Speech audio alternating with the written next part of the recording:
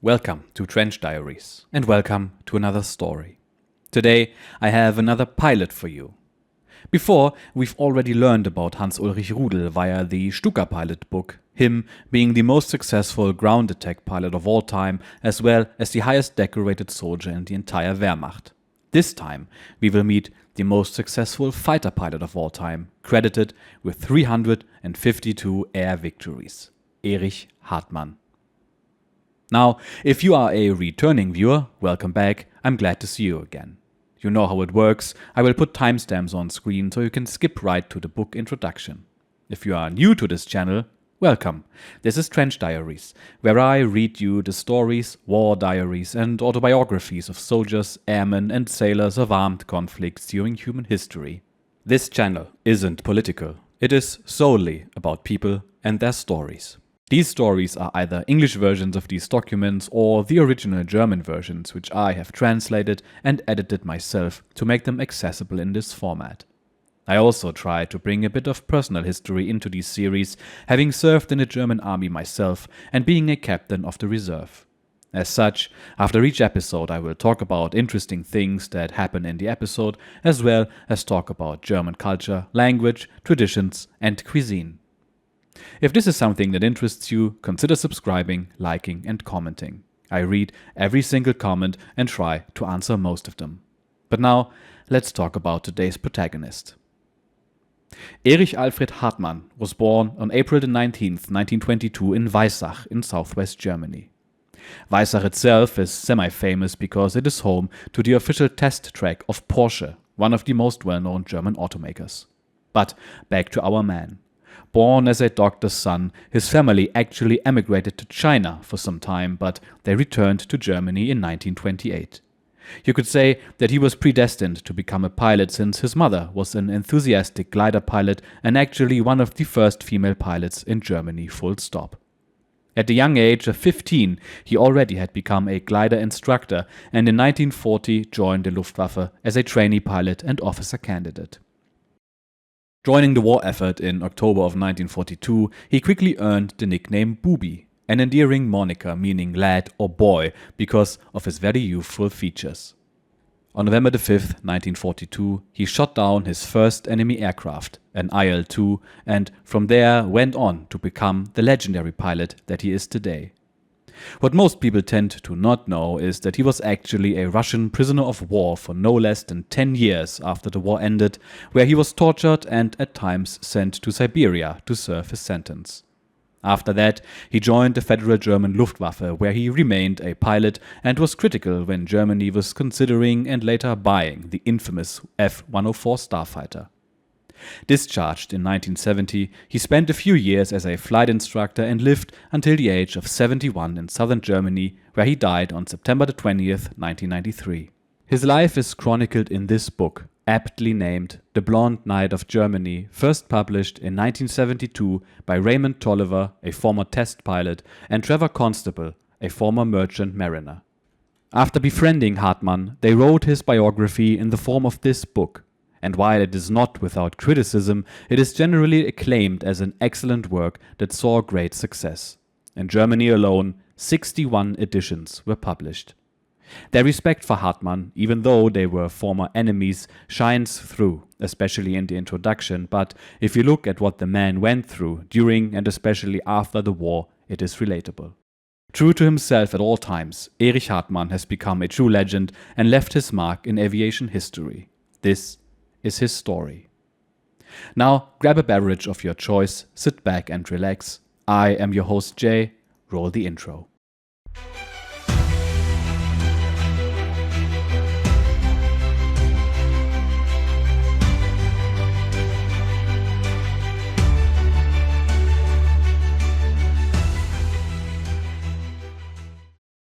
The Blond Knight of Germany, written by Raymond F. Toliver and Trevor J. Constable. Introduction by Lieutenant General Adolf Galland, General of the Fighter Arm, 1941 to 1945. When my friends Colonel Raymond F. Toliver and Trevor J. Constable asked me to write an introduction to the life story of Erich Hartmann, I was happy to do so for several reasons. First of all, I am honored to pay tribute in this way to the top-scoring fighter pilot of all time who served under my command during the Second World War. Bubi Hartmann and I have been personal friends as well ever since his release from 10 years of Soviet confinement. We have remarked that if he had joined JV-44 with me when I asked him in 1945, his whole life might have been different. His desire to return to his own unit on the Eastern Front led to the personal disaster of his decade in Russian hands. Secondly, I find it especially appropriate that Erich Hartmann's story should be presented to the world by two American authors that we of the German fighter pilot fraternity respect for their integrity and fairness.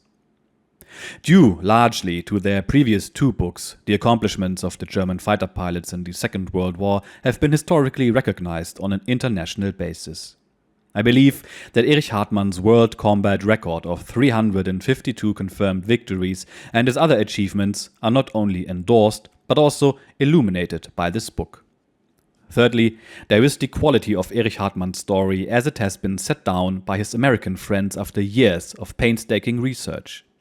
We find not only a thorough account of how Hartmann developed his unique tactics, but also an inspiring human drama.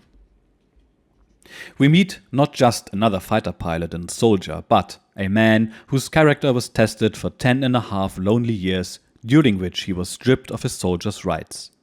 Behind all this is the story of a lifelong love, something of which our troubled world stands in need. I believe this to be the most remarkable book ever written about a fighter pilot, and all the more noteworthy because it is the leading fighter pilot of all time who has lived through these experiences. I recommend this book as a worthy addition to aviation history and as a further contribution of the authors to international goodwill and mutual understanding. I have to say to the authors, please accept our thanks. We, former fighter pilots of the Luftwaffe, appreciate what you have done. Author's Preface. History has treated most air heroes generously. Nearly all the leading personalities in aviation's brief span have seen their achievements recorded in detail for future generations, and fighter pilots have been accorded pride of place among air heroes. They were not only a new breed of warrior native to the 20th century, but also the only soldiers not immersed in the inhuman mass effects of modern warfare. Fighter aces were able to keep alive for a few brief decades, albeit in tenuous form, the now archaic concept of a fair fight. Man-to-man encounters in which individual martial skill and fighting spirit could affect the outcome disappeared from land and naval battles even as they became the central elements of aerial combat. Chivalry thus found a modern echo among air fighters. Romance inevitably surrounded the leading fighter aces of all nations because individual birdmen battling it out still had the potential for glorification, while war itself became mechanized mass murder, not only for the combatants, but also for women, children, and the elderly. Aces like von Richthofen, Manock, Fonck, Rickenbacker, Bölke, Bong, Johnson, Galland, and Bader have found fame, but missing from the famous until now is the most successful fighter ace of all the nations and all the wars, Erich Hartmann of Germany. Erich Hartmann is still practically unknown nearly a quarter of a century after the end of the Second World War. He is recognized, of course, within that devoted circle of air history buffs to whom the achievements of fighting airmen have almost the status of a religion. But even among the faithful, there is only an inkling of the drama consummated in Erich Hartmann's life and career. Post-war events, no less than post-war attitudes, conspired against the telling of his story, even as they conspired against Erich Hartmann, the ex-soldier. With the hot war finished, he passed into Russian imprisonment and was illegally confined for 10.5 years. The post-war world went on without him. During this ordeal, he became an unseen and unheralded hero of the same Cold War that was in time to touch and change the lives of millions. His lonely struggle against the Russian secret police, in the view of the authors, far eclipses anything he achieved as a fighter pilot. His attainment of the staggering tally of 352 confirmed aerial victories was the ultimate achievement by an air fighter. The high scores of the German fighter pilots were not well received on the Allied side in the post-war years because their victory tallies ran in multiples of the best Allied totals. Explanations had to be found for victory totals that were, by all Allied measure, completely incredible. Half-truths and misunderstandings, as well as outright falsehoods, were widely circulated in Allied countries in this regard, so that the unwary allowed themselves to be convinced that the German scores were questionable. Typical assertions were that the German pilots counted every engine on a downed aircraft as a victory, and that squadron leaders took personal credit for all the victories scored by their squadrons. Such apocrypha enjoyed wide currency until co-author Colonel Toliver, then CO of the USAF 20th Tactical Fighter Wing in England, undertook a full investigation of Luftwaffe scoring procedures in the middle 1950s. This effort left no doubt of the authenticity of the German victory tallies. Furthermore, the meticulous procedures under which the Luftwaffe credited victories to fighter pilots were found to be far more strict than the confirmation procedures of either the USAAF in World War II or the RAF. The German victory confirmation methods have been elaborately detailed in the author's two previous books, Fighter Aces and Horrido, Fighter Aces of the Luftwaffe. The reader may therefore regard Erich Hartmann's 352 confirmed victories as a solid and verified achievement. The investigation of the German victory accrediting procedures led in due course to a warm personal friendship between the authors and Erich Hartmann and his family. As his decade in Russian prisons fell farther behind him, he became able to tell more about his period of privation and diabolical cruelty. The authors became convinced, as this modest man was led to talk more and more of his experiences, that his story should be told, not only as an indictment of war, but as a clear warning of what awaits the world should it ever fall under the sway of the NKVD-type mind. Signed, Colonel Raymond F. Toliver, USAF retired, Trevor J. Constable, Los Angeles, California, 1985. Chapter 1. Caliber of a Hero. The world is in a constant conspiracy against the brave. General of the Army Douglas MacArthur. 8 years after the end of the Second World War, the emaciated German ex-soldiers in Camp Diaterka in the Urals had little hope left in life. Confined deep in Russia by a still vengeful Soviet government, stripped of all rights as soldiers and human beings, half forgotten in their homeland and deprived of every humanizing influence, they were men who were literally lost. Few of them believed they would ever again see Germany and their loved ones. Their attitude to life rarely rose above a stoical apathy in the normal course of prison routine, but one October morning in 1953, the rumored arrival of a certain German prisoner of war charged them with new hope. Major Erich Hartmann had these special qualities of mind and heart that could kindle again the vital fires of these haunted and bereft prisoners. His was the name whispered through the grim barracks at Diaterka, and whose arrival was a signal event. The most successful fighter ace of all time, Erich Hartmann had won the coveted diamond to his Knight's Cross of the Iron Cross, Germany's highest award. These external trappings of heroism meant little to the prisoners. Hartmann, to them, was the hero of bigger battles in their years-long struggle with the Soviet secret police. He was a symbol of resistance. His true measure as a man and leader revealed itself in the scene that unfolded upon his arrival at Diaterka. The gaunt inmates of the prison camp dashed into the compound and pressed against the wire as a prison truck pulled up in a cloud of dust. As the choking pall subsided, the new arrivals began getting down under the watchful eyes of armed guards. A wiry, middle-sized man with a thatch of flaxen hair and piercing blue eyes stood out among the shambling group of prisoners in their shapeless convicts' clothes. "It's him!" croaked one of the prisoners hanging on the wire. "It's Hartmann!" The scrawny mob behind the barrier burst into a ragged cheer, waving and yelling like the crowd at a hometown football match. The blond man grinned and waved at their spontaneous greeting, and the cheering burst out anew. Nervous guards hustled Hartmann and his fellow prisoners inside the inner wire barrier. The armed Russians had heard about Hartmann too. Like the destitute Germans they guarded at Diaterka, they knew that a real leader had come among them, one of the Soviet Union's most prized and problematical prisoners. Erich Hartmann's implacable pattern of resistance, which took him several times to the brink of death in personal hunger strikes, had been crowned with an act of open rebellion the previous year at Shakti.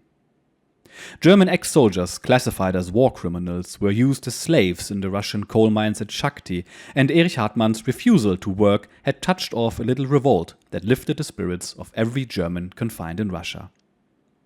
The story was one to be savored by prisoners for whom escape was impossible and whose life energies were consumed in the daily process of resisting their own dehumanization. The Russian duty officer and his crew inside the Shakti camp had been overpowered, and Hartmann, released from solitary confinement by his comrades, spearheaded the drive for redress of the shocking conditions in the camp. He had cool-headedly dissuaded many German prisoners from escaping and had asked instead for an international commission to be appointed to investigate the Shakti slave camp. The outraged Russians had not dared to kill Hartmann, but they had sent him to solitary confinement in another camp at Novocherkassk.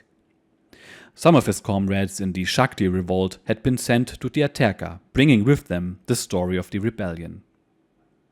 A maximum security camp, Diaterka was under rigid discipline, but the prisoners still managed a roaring welcome for Hartmann. Located near Sverdlovsk in the Urals, Diaterka had a special inner compound, a prison within a prison, for German VIPs in Soviet clutches. 12 German generals languished behind its wire, together with members of famous German families and war criminals like Erich Hartmann. In Russian eyes, the blond man who got such a rousing welcome to the maximum security pen was no longer a soldier who had done his duty under the laws of his own land and under the traditional codes of military service.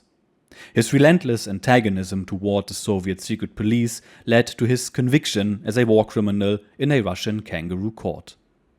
Turned over to the Russians in 1945 by the US Army tank unit to which he had surrendered with his Gruppe from Luftwaffe Fighter Wing 52, Hartmann steadfastly refused to work for the Soviets or with their East German stooges.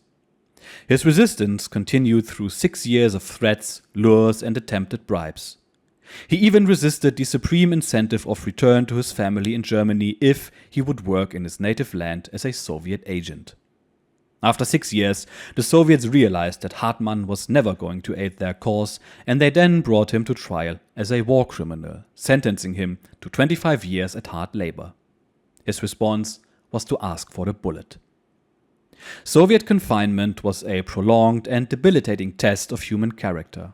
German men from every walk of life were exposed to its soul-corroding rigors, and many succumbed.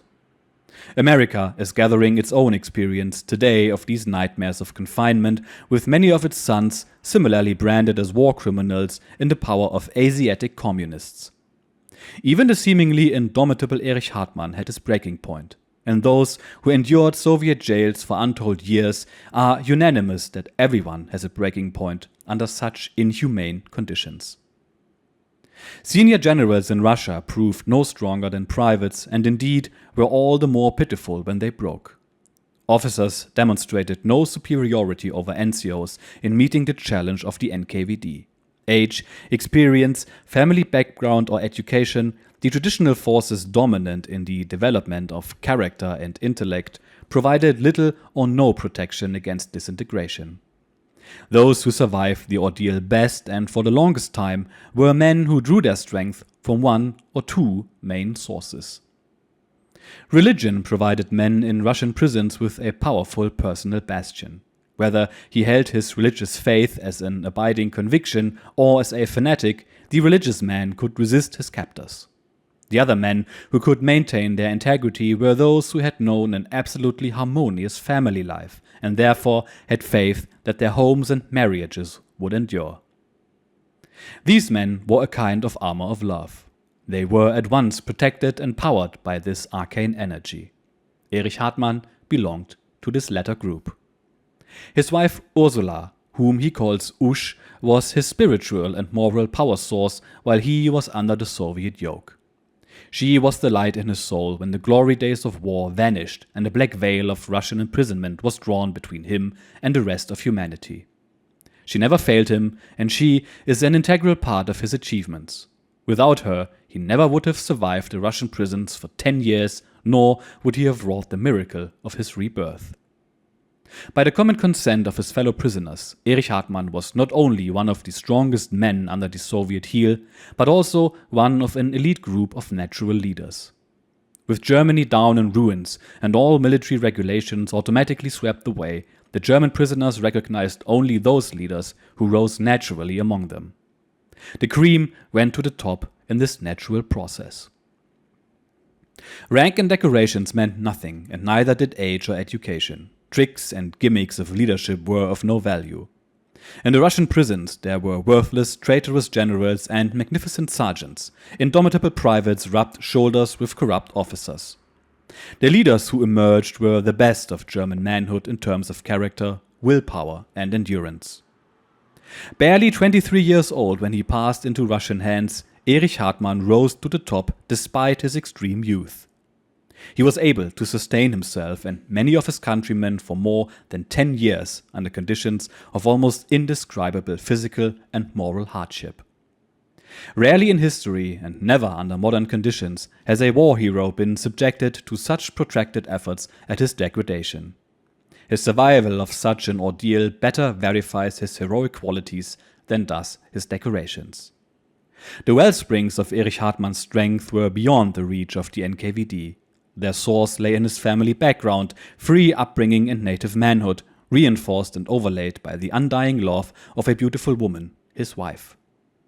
His personality combines the strengths of both his parents. His physician father was a quiet, decent man with the old-time European doctor's deep feeling for his fellow humans and a penetrant practical wisdom largely missing from modern men.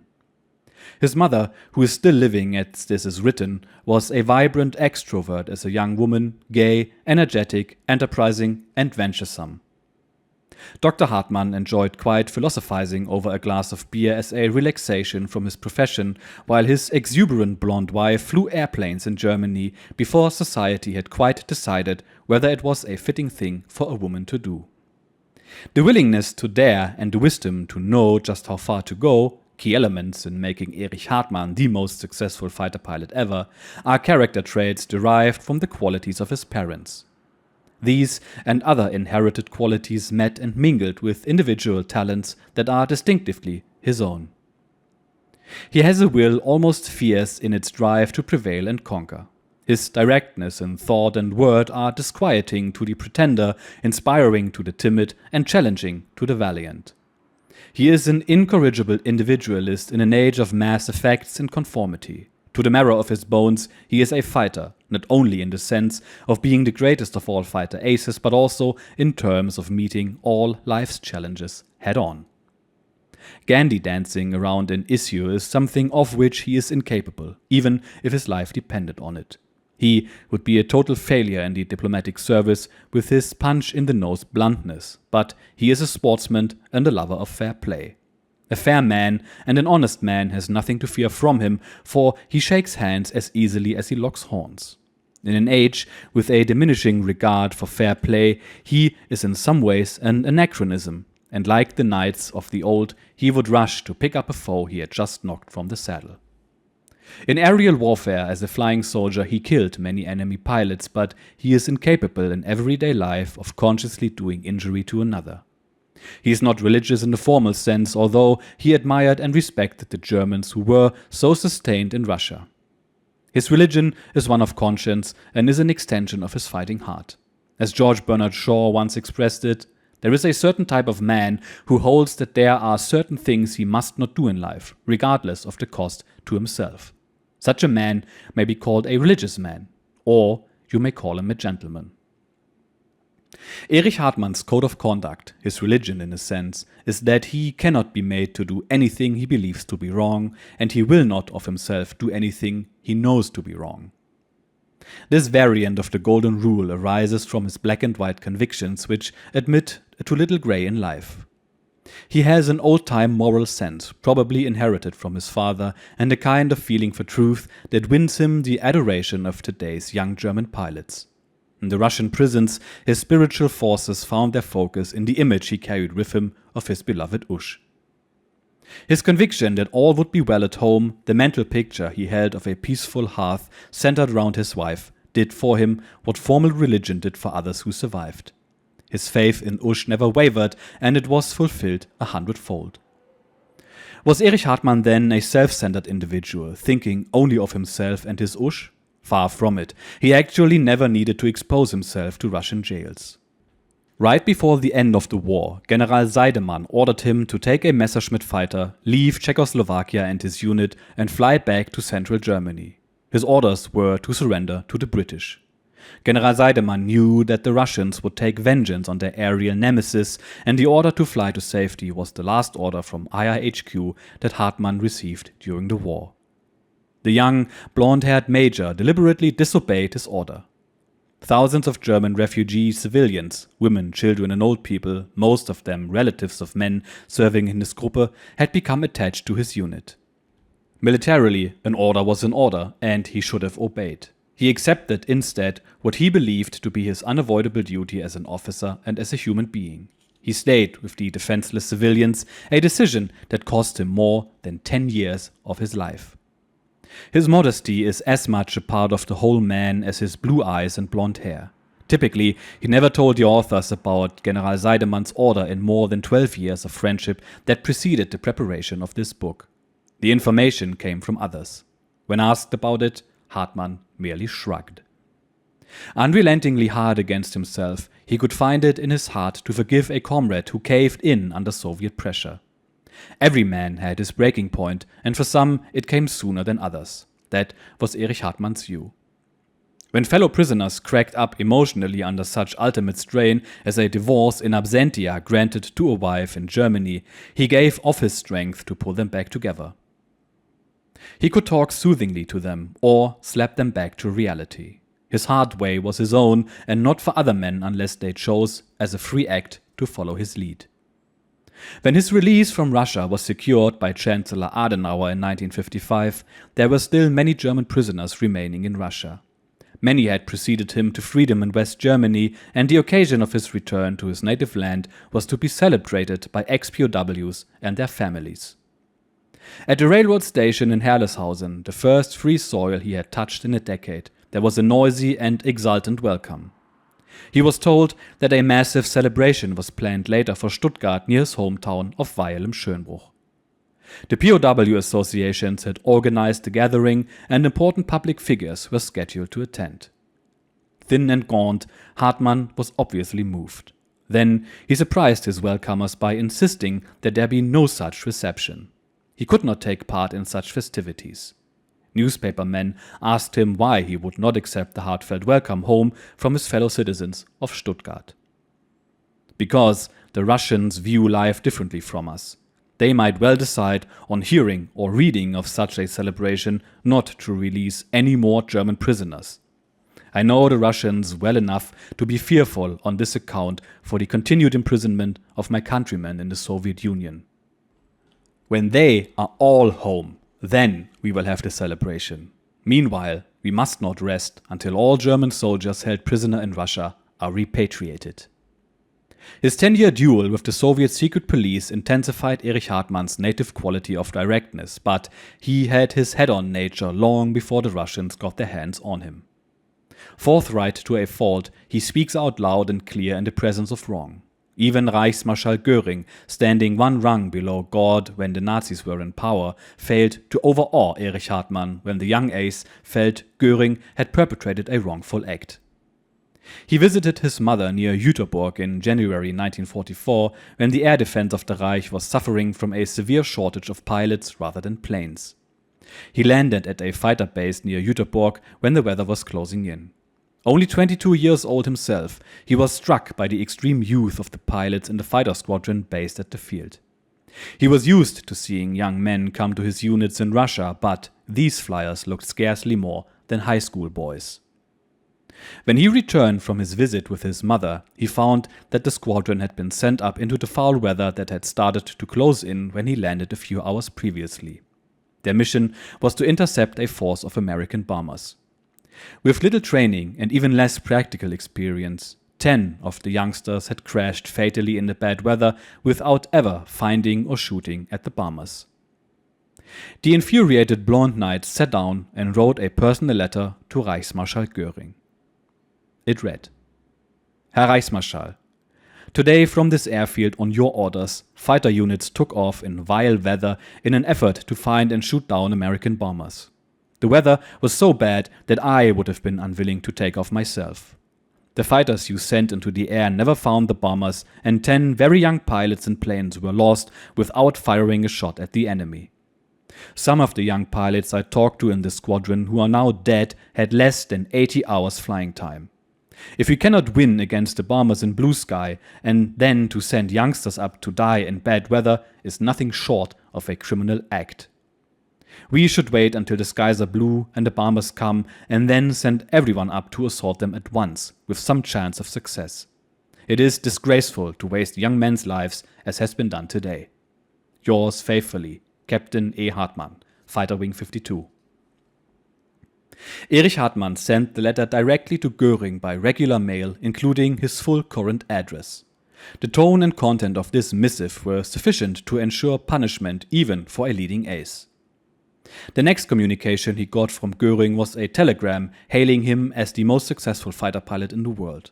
Probably Göring personally never saw the Blond Knight's letter, but it was written and mailed with the intention that it should reach the Reichsmarschall. Because Erich Hartmann's life has had more than a fair measure of gruel as well as glory, and because he has been a fighter in war and peace, the light side of his nature has rarely been discussed in the limited material published about him to date. He enjoys life hugely, has his mother's gaiety and sense of humor, and at social gatherings of friends, old comrades and young pilots of the new German Air Force, the old tiger becomes a social lion. The boy is not far inside the man, and he is a boy who loves to play. His boyishness, when he went to the Eastern Front in 1942, earned him the immediate nickname of Bubi, which in German means boy or lad. He was full of fun then, and his comrade in arms and longtime personal friend Walter Kropinski tells of the time when Bubi Hartmann clowned even in the rarefied air of Berchtesgaden before getting a decoration personally from Hitler. 4 leading aces of Fighter Wing 52 were on their way on March 3, 1944 to Hitler's Eagle's Nest to be decorated. The aces were Gerhard Barkhorn, Johannes die Kubanski Lion Wiese, Walter Count Punski Kropinski, and Bubi Hartmann. The careers of all these men interlocked with Hartmann's, and all will be dealt with later in this book, but on the occasion in question, Barkhorn was to receive the swords to his Knight's Cross, Germany's second highest decoration. The other 3 were to receive the oak leaves to the Knight's Cross, the order standing immediately below the swords. The 4 men met each other on the train, and en route to Salzburg they befriended the conductor. He was attracted to the pilots because all 4 were wearing the Knight's Cross at their throats, and all 4 were happy, young and friendly. The conductor began conjuring an endless supply of beverages from his compartment: schnapps, beer, wine, cognac, and as fast as he produced the bottles, the 4 flyers disposed of the contents. When the conductor poured them off the train a few miles from the Eagle's Nest, they were in no condition to meet their Führer. As they staggered into the railway station, they encountered tall, blond-haired Major von Below, Hitler's Luftwaffe aide-de-camp. A kindly old cavalier, von Below nearly capsized when he saw the 4 neatly dressed pilots in such an unseemly condition. They were scheduled to meet the Führer in less than 2 hours. Countermeasures were necessary. Typical early March weather in the Bavarian Alps prevailed outside. About 3 inches of blown snow lay on the ground, with continual light snow blowing off the nearby mountaintops or falling out of a grey overcast. The temperature was 25 degrees Fahrenheit. Von Below ordered the driver of the waiting Mercedes convertible to put the top down and drive the 4 celebrants to the Eagle's Nest in the cold, brisk air. They were driven up the road in the perishing cold and then allowed to get out and walk a little. They were then hustled into the Eagle's Nest a few minutes before their appointment with the Führer. They were still far from sober. As they entered the foyer of the beautiful building, Hartmann spotted a military cap hanging on a stand nearby. Seeing that it had some braid on it, he said, "Oh yes, there's my hat." He walked over and quickly plopped it on his head, turning to be admired by his fellow aces. They burst into laughter. The hat came down over his ears, size 7 1/4 on a 6 3/4 head. Von Below didn't join in the laughter. The harassed aide, appointed by Hitler to steer visitors through the maze of protocol and procedure, rushed over and snatched the hat from Erich Hartmann's head. "Give me that, it's the Führer's hat!" The 4 pilots received their decorations without falling over, but the Blond Knight's inadvertent borrowing of the Führer's hat is always good for a laugh whenever any of the 4 men meet today. Because he excelled at the very grim business and survived an even grimmer aftermath, Erich Hartmann's sense of humor has remained veiled from the public. Nevertheless, it is an essential part of his personality, and he would not be the man he is without its leavening force. In the annals of war history, there have not been many heroes of Hartmann's dimension, and in the shorter span of aerial history, even fewer. His 352 aerial victories, all confirmed, are the all-time world record for a fighter pilot. His closest rival, Gerd Barkhorn, has 51 victories fewer than Hartmann. The Blond Knight of Germany downed more than 4 times as many aircraft as the Red Knight, the immortal Baron Manfred von Richthofen, top-scoring fighter ace of the First World War. Even in the hard-driven Luftwaffe, only a handful of fighter pilots flew more often or entered aerial combat with greater frequency than Erich Hartmann. He took off to fight no less than 1,400 times and actually entered aerial combat on more than 800 occasions. His physical and mental resilience were such that he endured without fatigue the constant grind of aerial combat from the fall of 1942 until the end in May 1945. He was never wounded. His ability to keep his height intact while taking toll of his foes was not mere blind luck. He was lucky, like all successful fighter pilots, but he developed a distinctive individual style of air fighting that amounted to a tactical innovation. He rejected the dogfight, and since the war, his one-time adjutant, Will van de Kamp, has said that Hartmann's success was due to the way he drove home his attacks. They were point blank, like the man. Van de Kamp once told Usch Hartmann after the war that if all fighter pilots had used Erich's tactics, he would never have become the world's most successful fighter ace. Van de Kamp's view was that Erich Hartmann's success was due to his tactical break with the past, and the Blond Knight's own version of how he evolved his tactics, detailed in this book, bear out the evaluation of his one-time adjutant. He is a man of many faults and failings, most of them arising from his positive personality. Analytical and intuitive, as well as realistic, he is likely to go to the core of any problem with which he deals and pluck out its primal seed. He decides and then digs in his toes. In business, these traits might well have made him a tycoon, but in today's military, they have been liabilities as much as assets. As a youngster, his directness showed up in impetuousness and often in dangerous conduct. In his maturity, it manifests as a devastating lack of tact. In a modern culture increasingly absorbed and fascinated by the vacillations of uncertain heroes, he emerges as a vibrant anachronism. His vital, mobile mind has kept him young at heart, and the heart of a tiger still beats inside the old tomcat he insists he has become. In today's Hartmann, the hell-for-leather fighter ace, often sloppy in dress, always venturesome, perennially romantic, is perilously close to the surface for a man in his early 60s. He is a man of consummate coolness under stress and has far more than his fair share of nerve. He often closed in to less than 100 feet before firing at his foes in the air, a perilously close distance and a paper-thin margin between a sure kill and a mid-air collision. He survived 14 forced landings on the Eastern Front, taking off again each time as soon as a new aircraft was available. Despite his tender years, he was 22 years old when he won the Diamonds, his innate qualities of modesty and restraint were not disturbed. Far older men than Erich Hartmann in all the military forces of the world sometimes fail to wear the hero's mantle with dignity and credit to themselves and their nation. The US Marine Corps fighter ace, Colonel Gregory Pappy Boyington, once said, "Show me a hero and I'll show you a bum." For many heroes, Boyington's derogatory assessment has been all too true. Many a wartime celebrity has become a peacetime emotional casualty.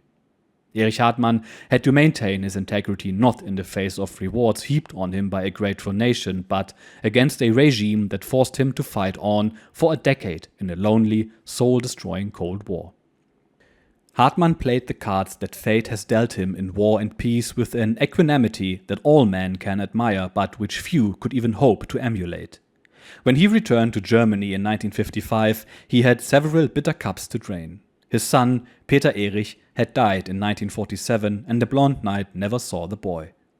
His beloved father had also passed away.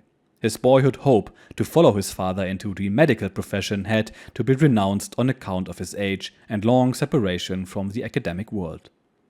Nearly 1/3 of his time on Earth had been in Russian jails. Old fighter tigers from his glory days continually pressed him to join the new German Air Force. They put on an informal campaign to get him back into the military. With all other possibilities dim, he had to begin rebuilding his life on the foundation of his fighter piloting, the thing he knew best, the profession he had mastered. He checked out on the new jets under USAF instructors, started a new family with a lively blonde daughter, and began the process of his own rebirth. Erich was the only member of the new German armed forces to win the diamonds in the Second World War. His old glories and his far-sighted and serious new boss, General Kammhuber, made his appointment to command the first jet fighter wing of the new German Air Force, the Richthofen Wing, a historic and morale-building step. He became one of the most respected officers in Germany. For all the good signs, he was not yet done with enemies. The antagonists of the Blond Knight were not only the enemy pilots in war and the NKVD in peace, but also petty men in high places in the new German Air Force. Small men in big jobs envied Erich Hartmann and tried in various ways to injure his career and status. A few years ago, one such man in the uniform of a general tried to shoot the Blond Knight down from the ground in a proceeding that will be detailed in due course. He survived this thrust and fights on. The battered shield of the Blond Knight is still carried with honor, and its escutcheons are still bright. More names of glory may yet be emblazoned on it, for its fair-haired bearer is still a formidable participant in the tournament of life. The time has come to explore with him his story as a hero of the joust, the depth of his torment while in bondage, and his unforgettable romance with his beautiful lady. The audio cue you've just heard indicates that this chapter of the book is finished and that the so-called after-action report begins. In this after-action report, I talk about things that I found interesting, and that can be anything: food, locations, battles, culture, army things, and so forth. By doing this, I like to dig a little deeper and bring a personal aspect into these stories. The after-action report, depending on length, can take quite a bit of research, but it is generally speaking a lot of fun. As for today, the one thing that stands out is what the authors call Erich Hartmann's source of power and determination. And that was, in fact, his wife. Cheesy as that may sound, Erich Hartmann and Ursula Pätsch met for the first time in October of 1939 when he was 17 and she was 15 years old. They fell in love immediately, and even though Ursula's parents were a bit wary because of her rather young age, both Usch, as she was called affectionately, and Erich persisted and remained a steadfast couple for the rest of their lives. When Erich died in 1993, they had been married for no less than 49 years. Usch followed her husband into the great beyond 2.5 years later. They had 2 children. The first, Erich Jr., unfortunately was born and died while his father was in Soviet captivity, so Hartmann never got to see his firstborn. After he returned to Germany in 1955, they had a second child, Ursula, in 1957. So you see, love isn't dead, and just like the saying goes, behind a strong man stands an even stronger woman. In Erich's case, that was true. And also you can see that the authors both very much respect Hartmann, and all of them became great friends after the war, visiting each other's family on the regular. Nevertheless, the authors put substantial research into this book, which becomes obvious when looking at the appendices which, among other things, contain no less than the entire list of Hartmann's air victories, complete with date, place, and the type he shot down. Now, of course, you could argue that they've been made up, but who would fake this flight log and the logs of a squadron and go through the trouble after the war to perpetuate this fiction by an Air Force lieutenant colonel no less? There are people around who will argue these things, but I will not talk about them. Instead, I encourage you to make up your own mind. Remember that this channel isn't political. Look at this man's words and actions and judge him accordingly by yourself. I ask no more, no less. So, if you've made it this far, thank you for watching, consider subscribing, and I will see you in the next episode. Cheers.